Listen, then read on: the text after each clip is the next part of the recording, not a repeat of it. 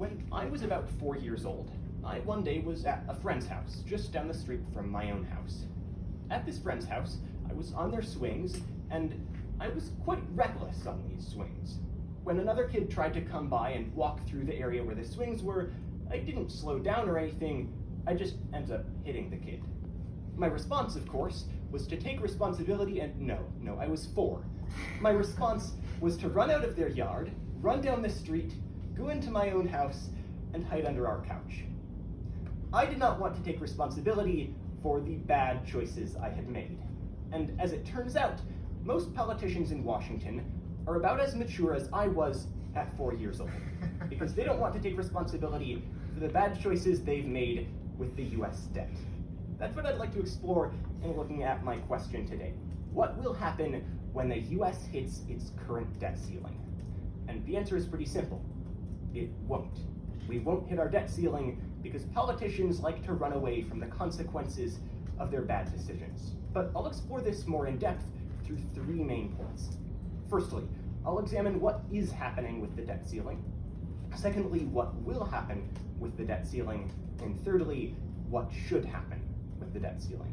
So firstly, what is happening with the debt ceiling? To understand this, we first have to explore what the debt ceiling is. And for that, I'd look at an article from the Brookings Institute on December 30th. They say that the debt ceiling is essentially a limit on government debt, which is fairly simple. However, Congress quite frequently raises the debt limit.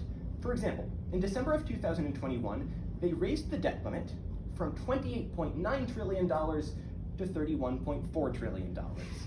Just a modest increase that definitely won't have any harmful consequences down the line, allowing us to have about $2 trillion more in debt.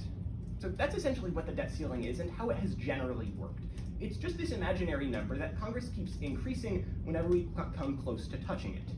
So what's the situation now? Is it possible that the debt ceiling is in danger? Well, maybe. According to the American Enterprise Institute on December 19th, the debt ceiling is currently temporarily suspended. However, that suspension will end in the middle of this year, and the US government will likely run out of funds to keep operating if we don't act before the middle of this year. Now, currently, President-elect Trump would like to suspend the debt ceiling for a few more years after the current suspension ends. And so that's what seems to be most likely. Most likely, the debt ceiling will just go up again, because Congress will just keep running away from the consequences of its bad decisions.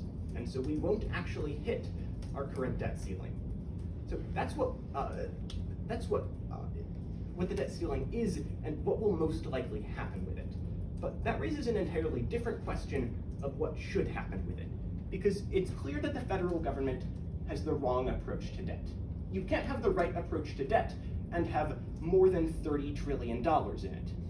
For context, according to the Heritage Foundation, the US national debt is expected to be about 141% of our GDP in 2046. Now, that's a few years down the line. It's a bit of a rough estimate, but the fact that that estimate is even realistic at all shows that our government is terrible with money. Imagine if a friend of yours came up to you and told you that they had 1.5 times as much debt as they had net worth overall. That probably wouldn't be a particularly financially wise friend, and as it turns out, the federal government is doing the exact same thing, only they aren't doing it with their own money, they're doing it with yours. So, how do we solve this? Well, there are 2 main ways we can solve this, and they're both uncomfortable, but they kind of have to be, because we've dug ourselves into a pit, and we need to find a way back out. So the 2 main solutions are, firstly, getting rid of programs like, or not necessarily getting rid of, but cutting back significantly, at least, on programs like Social Security, Medicare, and Medicaid, and potentially phasing them out. The Heritage Foundation wrote on November 20th that Social Security, Medicare, and Medicaid are expected to be 83% of the increase in spending over the next decade. That's a big part of why our debt is increasing so rapidly. It's because of these 3 programs.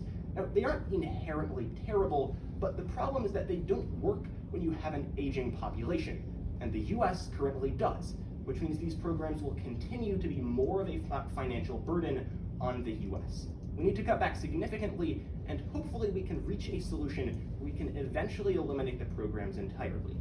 Now, this isn't a nice solution. Seniors have paid into Social Security for quite a while, and they ought to get some money back.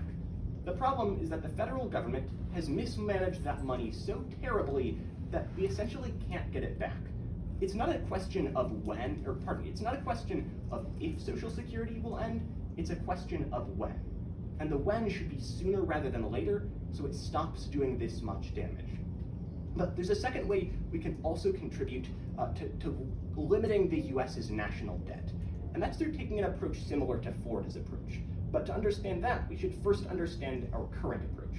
See, currently the US employs a system where essentially, whenever a governmental agency wants more money, they just say, this is the amount of money we got last year, we want more. And the federal government will decide, based on a baseline of what they got last year, should they get more or should they get less?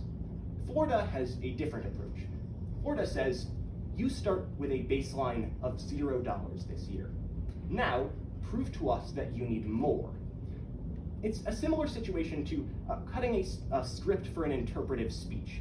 If you've ever done this, or if you've ever helped anyone do this, you'll find that you can't cut in a very long book down to 10 minutes by just removing a few parts that are unnecessary. What you have to do instead is look for only the parts that are absolutely necessary. And that's what the US government has to do with its debt. It's worked in Florida, and it can work for us.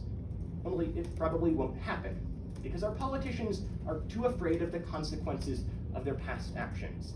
They're too afraid of seeing that maybe they won't be reelected if they actually take action to limit the US's national debt, because it's likely to be unpopular. But unpopular decisions are important when those decisions are the only thing between you and a massive crisis. Thanks. Thank you all so much for judging. My time was 7 minutes and, it goes dark. 7 minutes and 5 seconds. And thank you all so much for judging. Good work. Thank you. Sorry. And have a great rest of your day. You too.